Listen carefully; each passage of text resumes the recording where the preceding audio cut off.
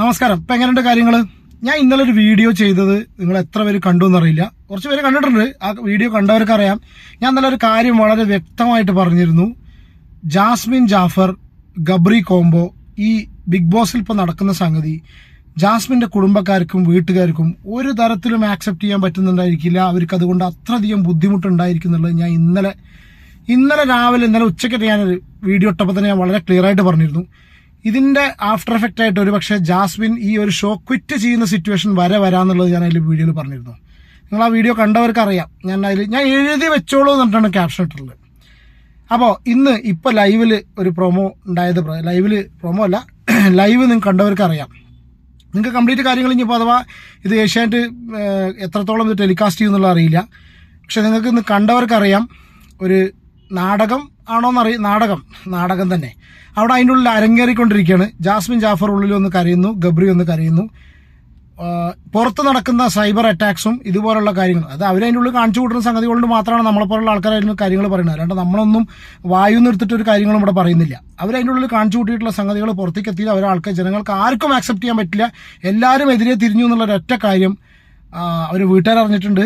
വീട്ടുകാർക്ക് ഞാൻ പറയില്ലേ, സ്വാഭാവികം ഞാൻ അങ്ങനെ പറഞ്ഞത്, അതായത് ഒരുപക്ഷെ ചിലപ്പോൾ വീട്ടുകാർക്ക് TV വെക്കാൻ പോലുള്ള ഒരു ഹോട്ട്സ്റ്റാർ പോലും അവർ കാണുന്നുണ്ടായിരിക്കില്ല എന്നുള്ളത്. ആ ഒരു സിറ്റുവേഷനിലാണ് നിൽക്കണമെന്നുള്ളത് ഞാൻ ഇന്നലെ പറഞ്ഞു. അതേ സിറ്റുവേഷൻ തന്നെ വീട്ടുകാർ അവസാനം ഏഷ്യാനെറ്റിനെ കോൺടാക്ട് ചെയ്തിട്ടായിരിക്കണം അവിടെ അതിൻ്റെ ഉള്ളിൽ ചെന്നിട്ട് അവർ സംസാരിച്ചിട്ടുണ്ട് എന്നാണ് നമുക്ക് കിട്ടിയ അറിവ്. ഇനി അത് ബിഗ് ബോസ് ടെലികാസ്റ്റ് ചെയ്യുമെന്നുള്ളത്, ഏഷ്യാനെറ്റ് ടെലികാസ്റ്റ് ചെയ്യുമെന്ന് അറിയില്ല. എന്താണെന്നുണ്ടെങ്കിലും ബിഗ് ബോസ് പോലെ ഇത്രയും ഒരു എന്താ പറയുക സുതാര്യമായിട്ട് നമ്മൾ വിശ്വസിക്കുന്നത് ഊടായ്പാണെന്ന് കഴിഞ്ഞ സീസണിൽ ഡോക്ടർ റോബിൻ പറഞ്ഞ് പല ആൾക്കാരും പറഞ്ഞു. അപ്പോൾ അത് വീണ്ടും ആ ഏഷ്യാനെറ്റിന്റെ ആ ഒരു ഊടായ്പ് സംഗതി പുറത്തേക്ക് വരികയാണ്. കാരണം പുറത്ത് നിൽക്കുന്ന ഇൻഫർമേഷൻ ഒരു കാരണവശാലും അകത്ത് ആൾക്കാർ അറിയാൻ പാടില്ല എന്നുള്ളത്, അറിയില്ല എന്നുള്ള ഒരു നിയമം പരിപാടിയും കാര്യങ്ങളും ബിഗ് ബോസിലുണ്ട്.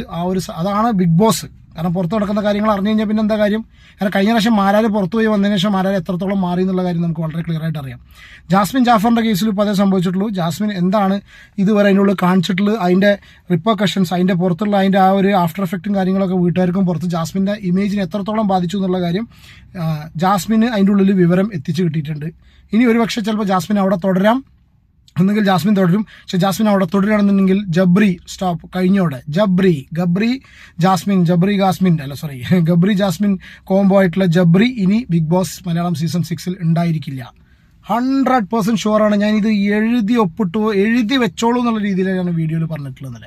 എൻ്റെ വീഡിയോയിൽ ഇപ്പോഴും കിടക്കുന്നുണ്ട്, പോയി നോക്കാം. അല്ലെങ്കിൽ ജാസ്മിൻ ഈ ഷോ ക്വിറ്റ് ചെയ്ത് പോകും. ജാസ്മിൻ ഈ ഷോ പുറത്ത് ക്വിറ്റ് ചെയ്ത് പോവുകയാണെന്നുണ്ടെങ്കിൽ ഇതുവരെ കാണിച്ചു കൂട്ടിയിട്ടുള്ള സംഭവമൊക്കെ അതേപോലെ അവിടെ തന്നെ നിൽക്കും. ഇനിയിപ്പോൾ അത് കഴിഞ്ഞ് പുറത്തിറങ്ങി വന്നൊരു സ്വന്തം ചാനലിലൂടെ ഇനിയിപ്പോൾ എന്ത് പറഞ്ഞു വഴുകിയിട്ടും കാര്യമില്ല. മലയാളികളായിട്ടുള്ള ലോകമെമ്പാടുള്ള മലയാളികൾ, ജാസ്മിൻ്റെ ഫോളോവേഴ്സ് അല്ലാത്തവരുമായിട്ടുള്ള എല്ലാ മലയാളികളും ഇതിനുള്ളിൽ അവർ രണ്ടാളും കാണിച്ചു കൂട്ടിയിട്ടുള്ള പേക്കൂത്ത് എല്ലാവരും കണ്ടിട്ടുണ്ട്. എല്ലാവരും വളരെ ക്ലിയർ ആയിട്ട് കണ്ടിട്ടുണ്ട്. വളരെ ക്ലിയർ ആയിട്ട് എവിഡൻറ്റുമാണത്.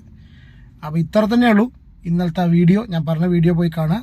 ഇത് ഏഷ്യാനെറ്റ് ടെലികാസ്റ്റ് ചെയ്യണം. ചെയ്യില്ലെങ്കിൽ ആ ഒരു ഷോൻ്റെ സംഭവം ആ ഒരു ഷോ അല്ലെങ്കിലേ മനസ്സിലായിട്ടുണ്ട്.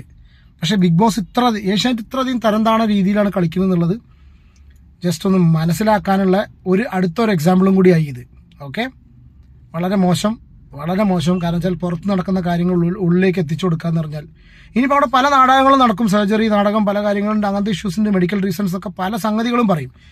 ഇതൊക്കെ പറഞ്ഞിട്ടും ഉണ്ടാവാൻ പോണത് ജാസ്മിൻ ജാഫർ അതിൽ നിന്ന് ക്വിറ്റ് ചെയ്തിട്ട് ഇപ്പോൾ ഈ പറഞ്ഞ ആൾക്കാർക്കെതിരായിട്ടൊരു സ്വന്തം ചാനലിൽ വന്നിട്ടൊരു ഇത് വരാം.